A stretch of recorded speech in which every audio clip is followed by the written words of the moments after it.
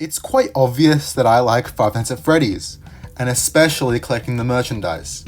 But in recent times, I've majorly slowed down and even sold off a lot of stuff. Mostly due to me not being as interested in collecting as I used to be, and also the downgrading quality of FNaF merch, either being stuff I don't really care about, or newer merch just being overpriced. Over the years, we've seen multiple companies produce merchandise for the Five Nights at Freddy's franchise. Most notable ones being Funko, of course, the producers of half the FNaF merch catalog, and were very prominent back in the days of 2016 and 2018. Sanchi, who was the first and made some of the most high quality pieces of merch, and most recently, companies like U2's and Hex, who despite their overpricing can make some great figures and plushies respectively. FNaF merchandise in general has gained quite the reputation for either being absolutely incredible or the worst thing you've seen in your entire life. So in today's video, we're going to check out each of the most prominent companies in the FNaF merch scene and see if they are actually good and find out which one produces the best merchandise. So let's start with the company we all know and love. Well, not love, some people hate them. I'm pretty mixed overall. Funko. One of the biggest producers of pop culture collectibles and specifically the biggest producers of FNaF merchandise. I'd consider Funko to be middle of the road for FNaF merchandise.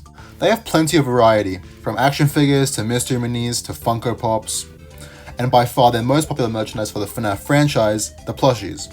Fun fact, in 2017, the FNaF license was actually Funko's highest selling brand, which just goes to show how popular their FNaF collectibles were. For me personally, I started collecting FNaF merchandise just after Funko rolled the first wave out, which my first things were the mystery minis and game accurate action figures. And I'm telling you, these were some incredible pieces of merch at the time, and still are to this day. Super detailed and accurate while having some inaccuracies such as upper teeth, these were some of the best FNaF merch to buy at the time. Their plushies were pretty good as well, not as good as other companies, but still good for their price, and had a much wider selection of characters from the games too. The Funko Pops were also good. I almost have a complete set of these things, and even though I'm not that big of a fan of Funko Pops anymore, I kinda think they look generic. These are incredibly nostalgic to me, and same goes for the rest of Funko's merchandise from the early days. Funko kept this line strong with more waves releasing with each game, such as a wave specifically for Sister Location and a wave for Pizzeria Simulator.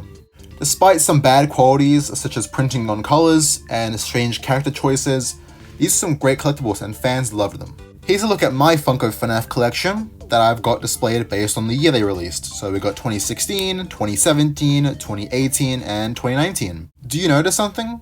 Something's missing here. All of this merch is old? Yeah, there's no new merchandise here. Well, let's take a look at Funko's recent FNaF merch. What the hell happened here? I'm sorry if I'm being too negative here, but Jesus Christ, did they just give up making new characters and making new sculpts? The Blacklight wave, Tie-Dye wave, Spring Color wave, the Glow Pizza Sim wave, the Balloon Circus wave, the Christmas wave, all of these are just Funko going, fans want good merchandise? Release a Freddy Fazbear covered in shit. Trust me, they'll like that.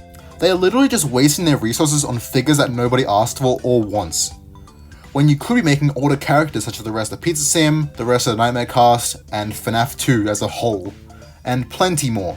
Same goes for the FNaF AR wave, except these are actually official skins. And by the time Funko started doing a giant push for FNaF AR merch at the beginning of 2022, the game was already dead and buried 6 feet underground. Ever since 2018, Funko's FNaF merch has severely downgraded in quality, with new plushies being drenched in printed on color, and producing action figures that nobody wants, or simply just making up new characters that never existed in the first place. You have such a large library of characters across the whole series to choose from, and you choose to make Tie-Dye Springtrap. Why? Now, it's not all negativity here. Funko has made some good stuff in recent times, such as the statues, which look great. The lefty one is probably the best out of the 4 statues at the moment. And surprisingly, their new Ruin figures look amazing as well. Their sculpts are literally perfect and look like they're ripped straight from the game. These all look really well made and high quality. Now, you can't talk about high quality FNaF merch without mentioning Sanchi. Sanchi was the first ever company to gain the FNaF license, and in my opinion has still never been beaten in their quality. Sanchi specializes in merch that replicates in-game items, so for FNaF they released the classic FNaF 1 Celebrate poster from the security office, the security badge, and what they're most known for is their game-accurate plushies of the classic crew, including Fredbear as well. I recently got a full set of Sanchi plushies last year, and they are super well made of soft fabric and next to no printed on color, except for Chica's bib, but that's understandable. My personal favorite is Chica and her magnetic cupcake. They're a little pricey, but if you are a collector of FNaF merch, I'd recommend getting them if you haven't already. It's not always sunshine and rainbows with Sanchi FNaF merch though. There are also these dreaded Freddy and Chica masks. Maybe they were trying to replicate the actual animatronic heads from the game, but these just look so goofy. I don't think I could take anyone seriously wearing this. Luckily, their other merch outweighs these monstrosities. In 2023, Sanchi returned with a new set of plushies being the Glamrock Gang from Security Breach. I love the use of different materials in these guys.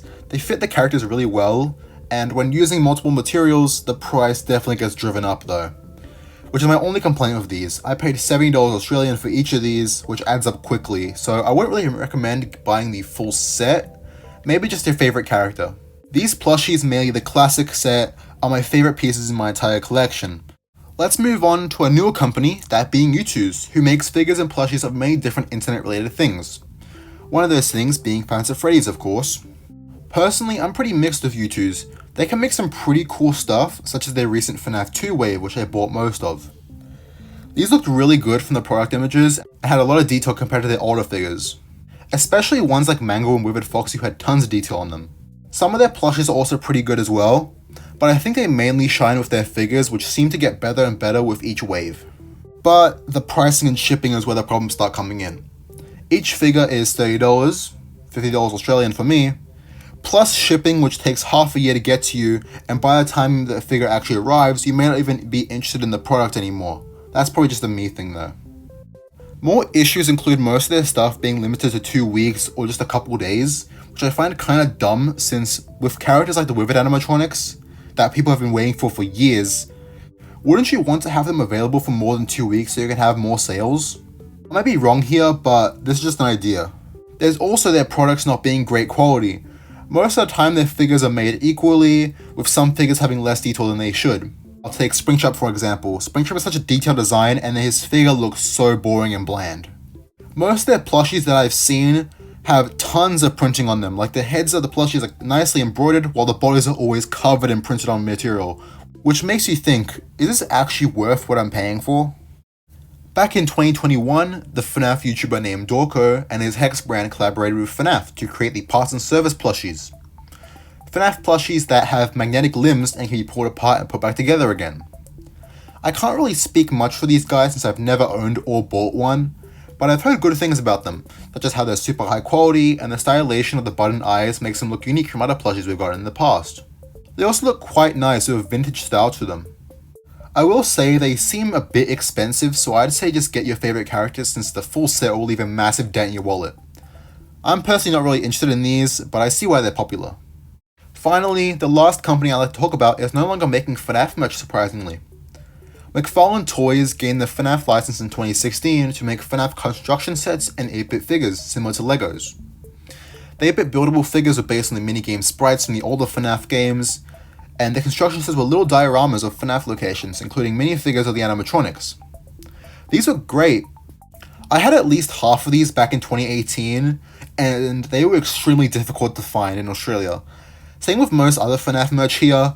Like, these McFarlane sets were like finding a needle in a haystack, like not impossible but extraordinarily rare to come by. These sets had tons of detail in them and were mostly very accurate to the actual games. Randomly after the 6th wave released back in 2020, McFarlane seemingly lost the FNaF license and would stop making FNaF merch completely. Which is quite disappointing seeing how fans love these for pretty much being FNaF Legos without being actually official FNaF Legos. These sets are generally loved in the community and I haven't seen much hate for them. To end off the video, a company called Jazzwiz has recently acquired the FNaF Master License, which Funko originally had, and will now be producing action figures, plushies, playsets, and many other things for the series. Don't be alarmed, Funko has not lost the license for FNaF, they just can't make the main things anymore. They'll probably just continue with Mystery Minis and Funko Pops from now on. I'm quite interested to see what they'll make. Hopefully it's something good, or maybe it'll be worse than Funko, we'll just have to wait and see. Those are just the main companies that I think of whenever FNaF merch is talked about. I know there's some other companies such as Just Toys or Fat Mojo and a few others, but those don't really compare to the bigger names in both merchandise and popularity. In my honest opinion, I believe that Sanchi makes the best merchandise for the series. Their products are very high quality and game accurate, it's just their catalog that is very limited. FNaF Freddy's merchandise overall is a pretty mixed bag. All the companies I talked about today all have good and bad qualities to them. whether it be good or bad quality products, shipping and pricing, or just general availability and range. It used to be great with Funko, Sanshi, and McFarlane producing amazing products, but over time, Funko started going downhill with recolors and original characters. U2's Hex and Sanshi being quite overpriced for their products, and McFarlane toys straight up disappearing from the scene. But in the end, you can buy whatever FNaF merch you want or like. Just make reasonable purchases with your money. Honestly, I shouldn't really be giving this advice. I'm the guy who spent 8 years collecting merchandise for a famous Scary Bear game. Anyway, remember to like, share, and subscribe, and I'll catch you on the flip side.